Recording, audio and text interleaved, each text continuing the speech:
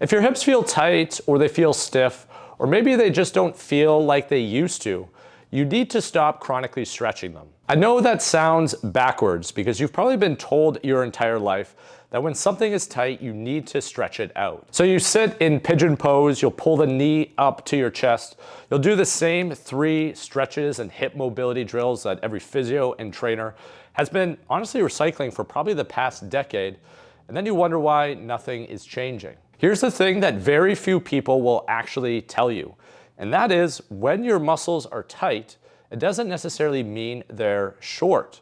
And when you continue to go into this stretch cycle over and over and over again, there's a reason why those muscles keep tightening up. And that reason lies behind your nervous system and the information that you are providing to it.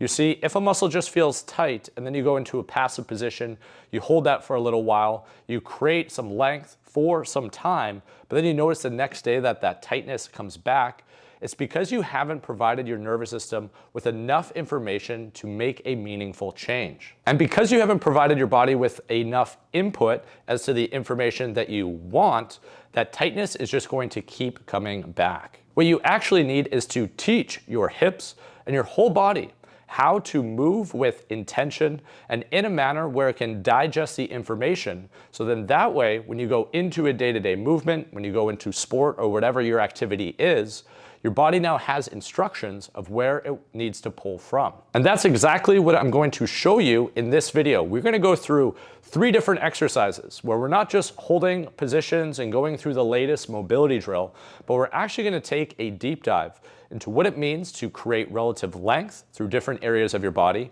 as well as how that length and tension can actually start to integrate into the bigger picture. Let's get into it. So for our first exercise, we're going to go through a hip airplane exercise, probably in a way that you haven't gone through it before. We're specifically going to be working on getting as much hip internal rotation as we can, while creating a lot of length through the posterior chain.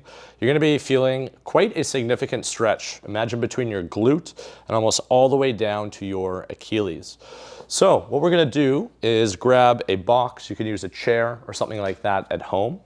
And you're going to start with whatever leg you like in front, and then you're going to have the same hand on the tool of your choice. So Billy, I'll just get you to come into that position there with your left leg in front. We're going to go left hand on the box in this case.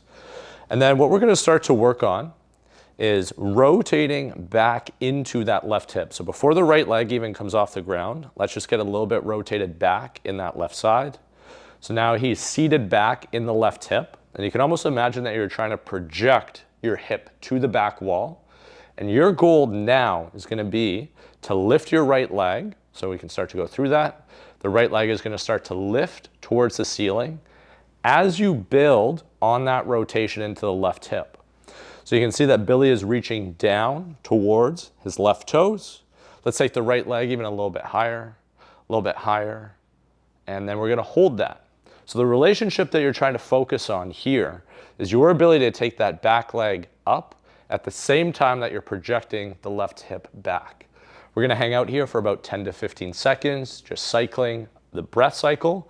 We're going to bring a lot of circulation and blood flow into that posterior side on the left side in this case, and then we can slowly start to reset out of that. At home, when you're going through this, I would recommend going through this anywhere between about 3 to 6 reps. It's not a lot of volume that we're looking for in terms of reps, but we're looking for a lot of time under tension in that position.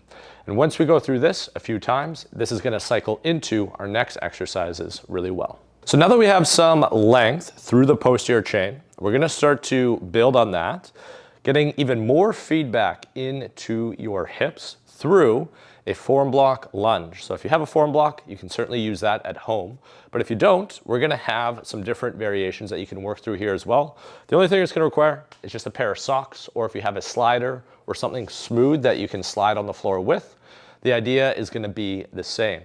So what we're going to start with is Billy's right leg in front this time, and he's going to start with that same sort of bias into that right hip. So let's just get seated back into the right hip, finding kind of that general connection into the posterior chain that we were just working on. And then you're gonna take the left foot onto the tool of your choice. We're gonna be using the form blocks. Like I said, you can use socks and just slide it on the floor here as well. And now what we're gonna start to work on is sliding back with your left leg at the same time that you're continuing to rotate back into that right hip. So let's start to go through that slide back here, Billy. Your right hip is gonna be starting to rotate back, and your upper body is gonna be rotating on top of the lead leg simultaneously. So you can see he's getting lower at the same time that he's projecting this hip bone back. And that's really important because that's what gives you access to that entire posterior chain. What I'd recommend is hanging out here. Learn to regulate your nervous system and cycle the breath smoothly. Think about 5 seconds in, 5 seconds out. Do a couple cycles of that. And now what we're gonna start to do is smoothly stand up out of this bottom position. So when you're ready, Billy, let's start to stand up.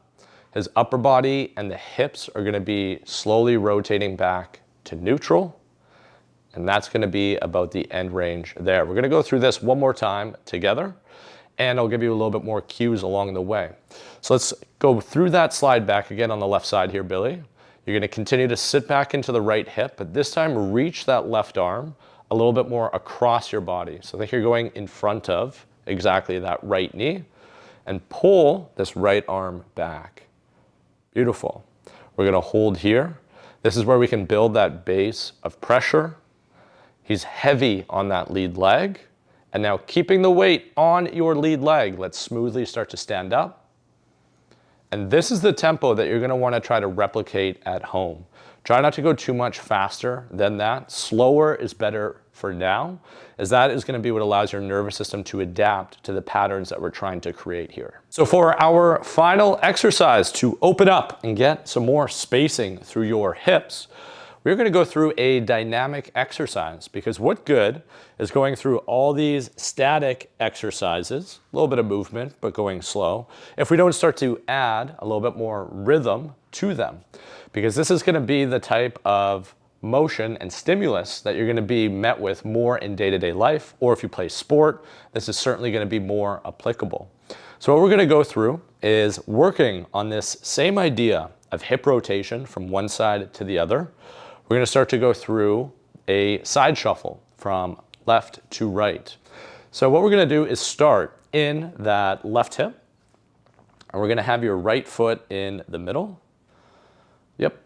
So we're gonna have that exact same sort of positioning with the pelvis, with kind of that hip bone slightly projected back. You should feel a sense of posterior chain feedback when you're there, and maybe even a little bit of a stretch through that right adductor. Now, when we're here, what we're gonna work on is bringing the feet together. We'll go through this slowly, and then we'll pick it up as we go. So you can bring the feet together and then shuffle out to your right. So now he's rotated to his right in the right hip, and then bring that back towards me this way. Good.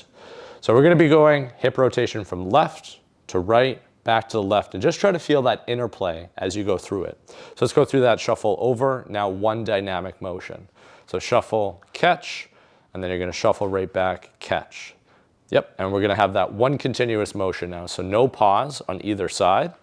And you can see how he's kind of transferring that momentum from one side to the other. If you have lower back, hip, knee, ankle issues, start slow like we did prior, and then you can start to pick the tempo up more and more as you go. Ideally, trying to replicate this more fluid motion as you're going through it. So there you have it. That is the framework.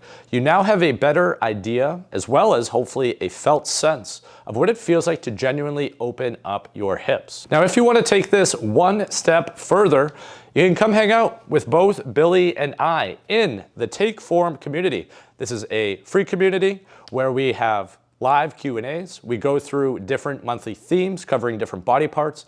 And more importantly, we have a community of people who actually care about how they move. And they also care about the people in the community and just further helping everyone involved. So come join the community. Description is down below, and I hope to see you on the inside.